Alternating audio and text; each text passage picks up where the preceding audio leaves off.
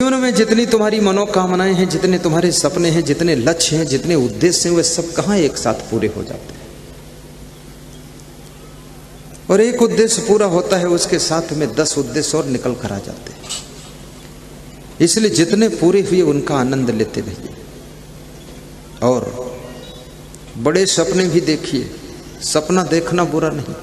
जिनके सपने बहुत बड़े होते हैं वे जिंदगी में कुछ बड़े काम भी करके दिखाते हैं। बड़ी सोच रखो। धीरू भाई अंबानी ने वाक्य कहा था, पैसिफिक मेडिकल कॉलेज उदयपुर में वाक्य लिखा हुआ दीवार पर मैंने पढ़ा था। मेडिकल कॉलेज को विजिट कर रहा था, वहाँ के मालिक करा रहे थे।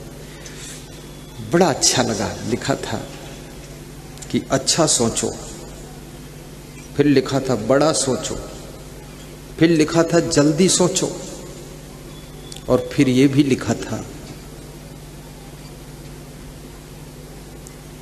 सोचने पर एकाधिकार नहीं है। यदि सोचने में देर कर दिया तो कोई दूसरा जल्दी सोच लेगा तो बाद को तुम फेल हो जाओगे। इसलिए सबसे जल्दी सोचो, एडवांस सोचो। तुम्हारे क्षेत्र में 2 पेट्रोल पंप लगना है और तुम सोचे ही नहीं जल्दी, तुम्हारा नंबर ही नहीं आएगा। जल्दी सोचो, बड़ा सोचो, अच्छा सोचो, समय पर सोचो। बुढ़ापे में सोच रहे हो कि शादी करूंगा तो गलत समय सोच रहे हो। बुढ़ापे में सोच रहे हो कि अब पढ़ने स्कूल जाऊंगा, फालतू सोच रहे हो। समय पर सोचो। कितने लोग बुढ़ापे में सोचते साधु बनूंगा, फालतू ही है। 80 साल की उम्र में साधु बनना, अपने गुरु को भी परेशान करना है। और क्या, अब न दिखाई देता न सुनाई देता। गुरु तुम्हारी सेवा करेगा, तुम तो गुरु की सेवा कर नहीं पाओगे।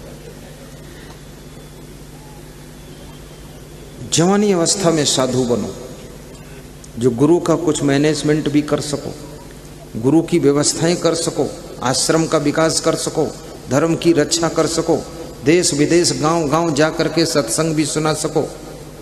80-90 साल की उम्र में अब क्या करोगे? इसलिए अभी जिनके पास टाइम है सोचने का, सोच सकते हैं साधु कब बनना है।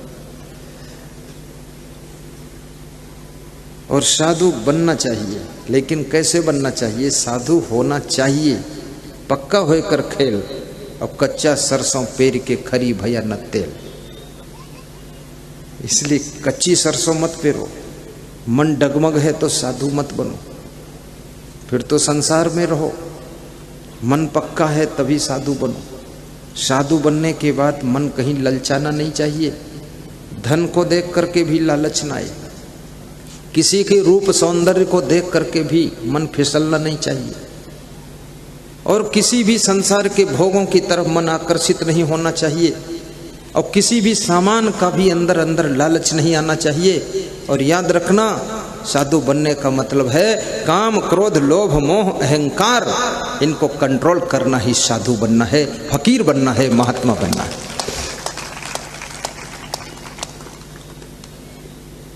और साधु बनो तो मेहनत भी करना चाहिए।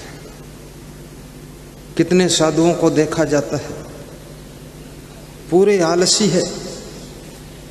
उनसे मैंने पूछा क्यों साधु बने? बोले आराम करने के लिए। काम करना होता तो घर ही में रहते, काम करना ही नहीं, इसलिए साधु बने। तो हमने कहा भोजन कहाँ से मिलेगा? बोले आपके प्रभाव से मिल जाएगा कहीं। तो हमारे प्रभाव में हलम दलाल रहेंगे क्या?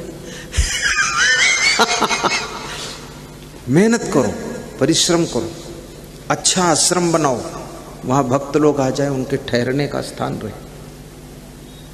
कुंभ मेलों में जा करके कैंप लगा करके जनता जनार्दन की सेवा करो। हरिद्वार कुंभ आने वाला है। आने वाला है कि नहीं आने वाला है? हरिद्वार कुंभ में कैंप हम लगाने वाले हैं। उज्जैन में कैंप लगाया था, 50,000 तीर्थयात्रियों को निःशुल्क भोजन और ठहरने का आवास निःशुल्क देते थे। सैकड़ों कमरे थे टीन शेड के। प्रयाग में लगाया था, यहाँ भी 80-90 कमरे थे टीन शेड के, सब निःशुल्क सेवा। रजाई गद्दे नए नए निःशुल्क सेवा, चाय निःशुल्क, भोजन निःशुल्क। 20-30 हजार लोगों को यहाँ व्यवस्था मिलती थी। अगर कोई प्रयागराज गया हो हाथ ऊंचा करे, खड़े होकर बताओ। अपने कैंप में गए थे, ये होता था कि नहीं होता था? जोर से बताओ, होता था।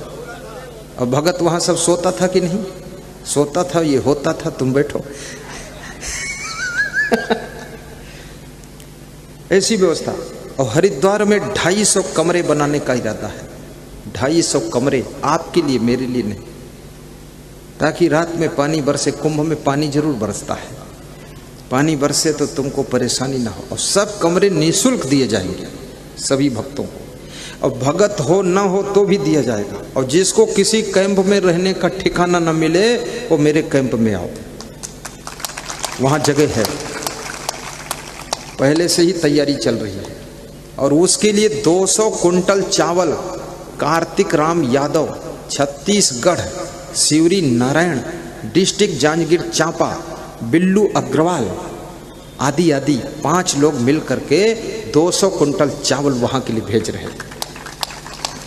200 कुंटल आटा संदीप वर्मा, बिंदु वर्मा, बाराबंकी उत्तर प्रदेश वाले भेज रहे हैं। रोटी बनाने की मशीन 7 लाख की, बिहार के एक भक्त, नाम नहीं याद है, प्रयागराज कुंभ की सेवा देखकर वो भेज रहे। आटा डाल दो, वो मशीन खुद मारेगी, लोई खुद बनाएगी, बेलेगी खुद, सेकेगी खुद, और खाओगे तुम। ऐसी मशीन लगेगी वहां। उज्जैन में लगी थी, वो यहाँ लगेगी, हरिद्वार में। और हम भी वहीं रहेंगे आपके साथ में, और प्रवचन भी चलेगा खूब धूमधाम से। और हम आपको मिलेंगे, लेकिन हम केवल सत्संग में मिलेंगे। जहाँ भोजन करोगे वहाँ नहीं आएंगे, क्योंकि वहाँ सब लोग दौड़ पड़ते हैं चरण छूने के लिए, तो हमको गिरा देते हैं, इसलिए वहाँ नहीं आते हैं। बहुत भीड़ दौड़ती है। लेकिन मैं कह रहा था, संत बनो तो धर्म की रक्षा का काम करो। जन जन के दिलों में सोई हुई भक्ति को भी जागृत कर दीजिए।